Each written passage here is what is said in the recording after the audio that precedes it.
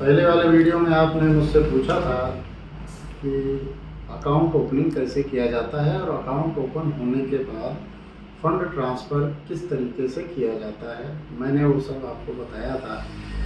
अब आगे अकाउंट खुल गया है तो उसके बाद कैसे काम करना है शेयर बाज़ार में और शेयर बाज़ार में क्या क्या काम हो सकते हैं उसके बारे में मैं आपको जानकारी दूंगा। देखिए, शेयर बाज़ार कई ऐसे भी लोग हैं, कई ऐसे सदस्य हैं जिनका अकाउंट खुल गया है, काम भी कर रहे हैं, लेकिन जी शेयर के बारे में अगर पूछें तो उन्हें पता नहीं है कि शेयर होता क्या है। बहुत सारे ऐसे लोग हैं जिनको पता ही नहीं कि शेयर होता क्या है।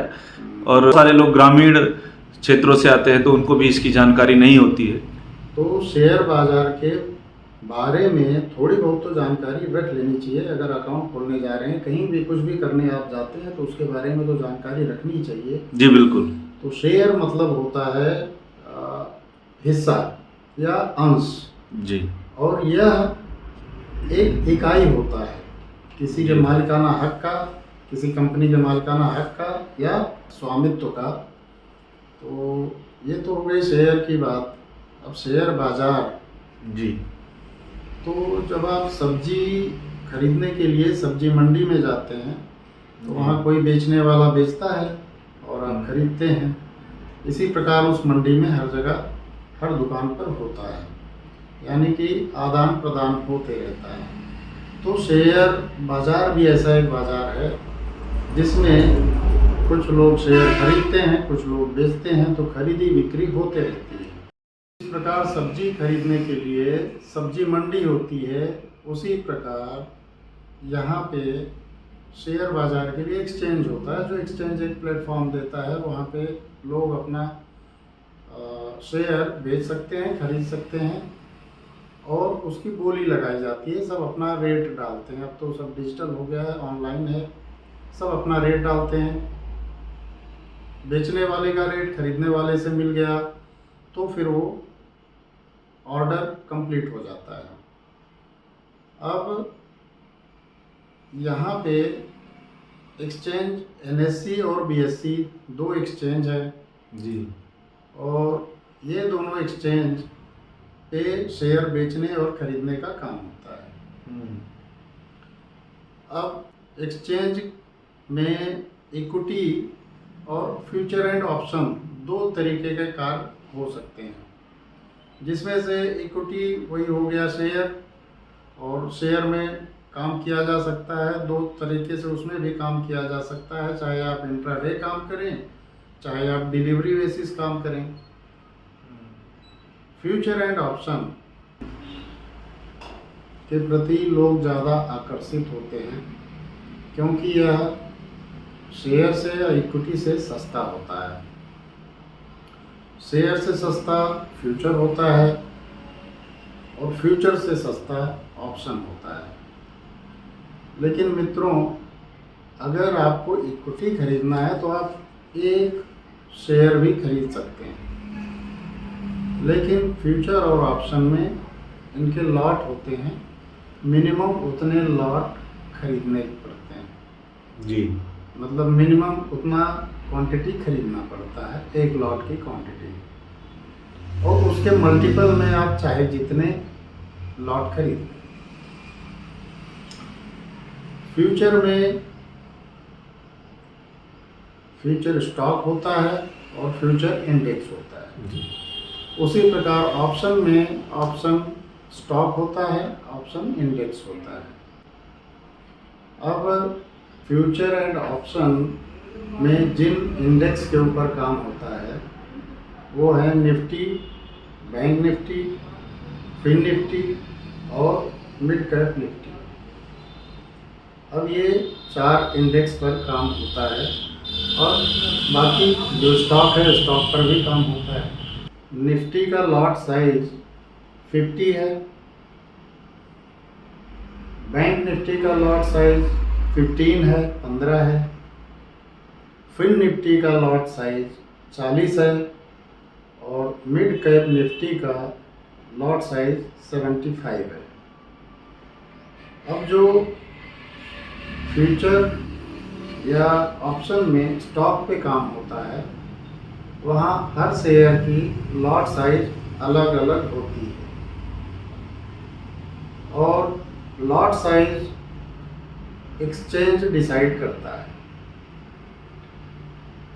अभी बैंक निफ्टी की लॉट साइज पहले 25 थी, उसे जुलाई 2023 से 15 कर दिया गया। वो 15 करने के पीछे कारण ये था कि लॉट साइज कम करने से लोग अधिक से अधिक मात्रा में उसे खरीद सकेंगे क्योंकि पैसे कम लगेंगे और इससे बैंक निफ्टी में लिक्विडिटी बनी रहेगी। और बस कट कर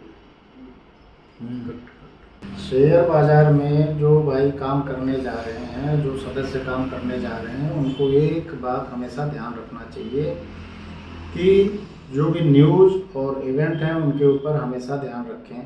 जैसे एक उदाहरण दे रहा हूँ, अभी चंद्रयान 3 सक्सेसफुली लैंडिंग किया मून पे, लेकिन बहुत पहले जब चंद्रयान 3 मिशन के बारे में चर्चा होने लगी, उसी समय इसरो की सहयोगी कौन कौन सी कंपनियां हैं या चंद्रयान 3 में और कौन कौन सी कंपनियां जिन जो कि शेयर बाज़ार में लिस्टेड हैं वो सहयोग कर रही हैं, उसके बारे में जानकारी हासिल करना था।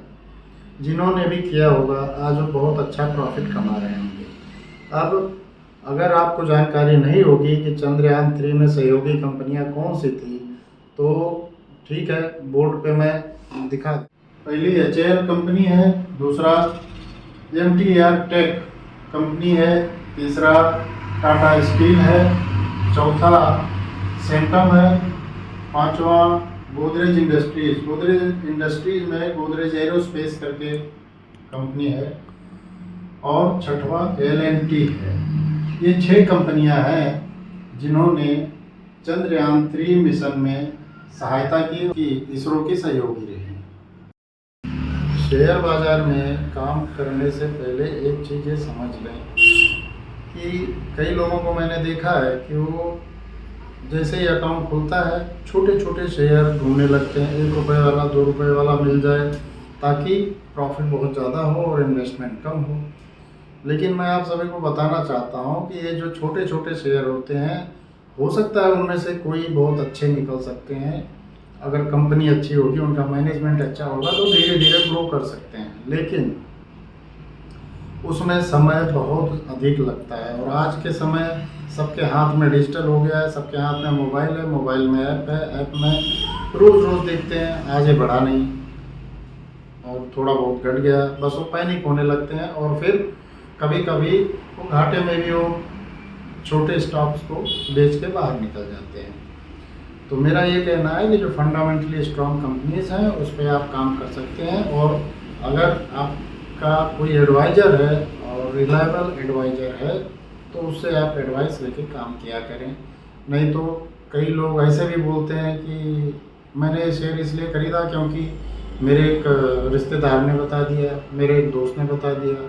दोस्त या रिश्तेदार के बताने पे शेयर नहीं खरीदना चाहिए। आपको स्वयं भी जांच कर लेनी चाहिए या अपने एडवाइज़र से सलाह ले लेनी चाहिए, क्योंकि आपका पैसा है, आपको ध्यान रखना पड़ेगा। यदि आप अपने पैसे का ध्यान रखेंगे और अच्छे शेयर खरीदेंगे, एडवाइज़र से सलाह लेंगे, खुद से भी जांच कर लेंगे, तो आपका रुपया धीरे धीरे बढ़ते रहेगा और उम्मीद से अधिक भी मिलने की संभावना है शेयर बाज़ार में। अब बात आती है फ्यूचर एंड ऑप्शन की। तो फ्यूचर एंड ऑप्शन के लिए सेबी का एक सर्वे आया है कि फ्यूचर एंड ऑप्शन में जिसने भी काम किया है, जितने लोगों ने काम किया है, उसमें 90% लोग घाटे में चल रहे हैं। अब 10% लोग घाटे में नहीं हैं, ये बोला जा सकता है। लेकिन इसको फर्दर सेबी ने बायफर्केट नहीं किया है कि 10% लोगों में से कितने लोग फ़ायदे में हैं। मैं ये बोलूँगा कि हो सकता है उसका एनालिसिस कराया जाए तो 10% में से 2 या 3% ही फ़ायदे में होंगे, बाकी सब घाटे में उसका कारण है। कारण यह है कि किसी को अगर जानकारी नहीं है, सस्ता है, सस्ते में ज़्यादा पैसा कमा सकते हैं, इस चक्कर में उसमें काम करते हैं तो आपका घाटा हो सकता है और पूरी गुंजाइश है। इसलिए वो टेक्निकल चीज़ है, फ्यूचर एंड ऑप्शन टेक्निकल चीज़ है।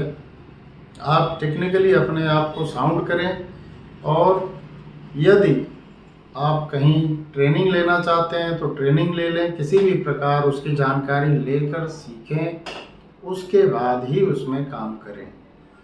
अन्यथा आप इक्विटी में काम कर सकते हैं। इक्विटी में आपका एडवाइज़र अच्छी सलाह दे के आपको फंडामेंटली स्ट्रॉन्ग कंपनीज़ के शेयर खरीदवा के आपका पोर्टफोलियो बढ़ा सकता है।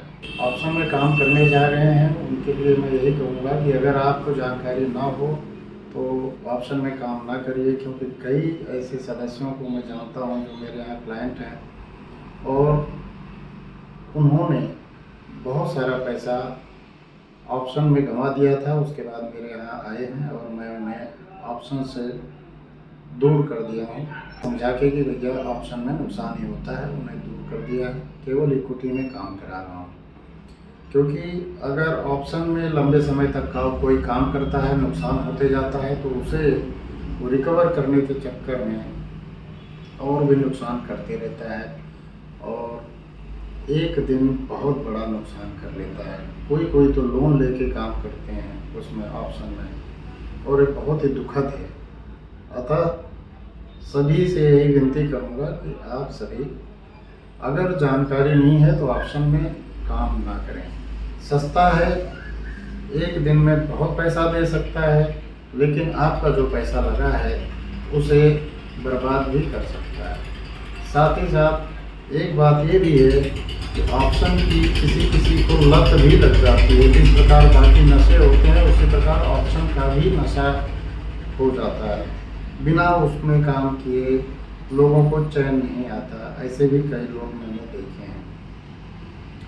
कुछ विद्यार्थी शेयर बाजार में अपना अकाउंट खोलने के लिए उत्सुक रहते हैं, ऐसे कई लोग मेरे पास भी आते हैं।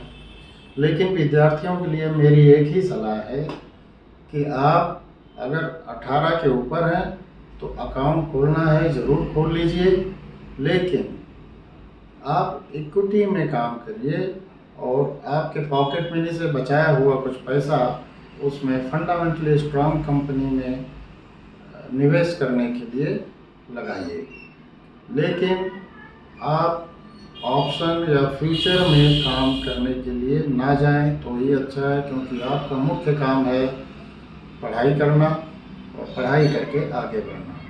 यदि आप ऑप्शन में काम करेंगे तो हो सकता है उसमें अगर थोड़ा भी लॉस हो जाए तो आप उसकी चिंता करेंगे, तनाव में रहेंगे और आगे चलकर कोई स्वास्थ्य संबंधी परेशानी भी हो सकती है।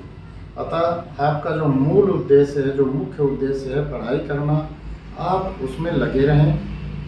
हो सकता है पढ़ाई करने के बाद आप किसी अच्छी नौकरी पे हों या कोई अच्छा व्यवसाय करें, आप पैसे कमाने लगें। जब आप पैसे कमाने लगेंगे तो आप उसमें ऑप्शन में काम करिए, टेक्निकली हर पहलू सीख के, क्योंकि ऑप्शन में आप काम करेंगे तभी जब आपको टेक्निकल चीज़ें आती हैं तो। अदरवाइज़ नुकसान ही होगा और फ़ायदा होने की गुंजाइश बहुत कम रहती है।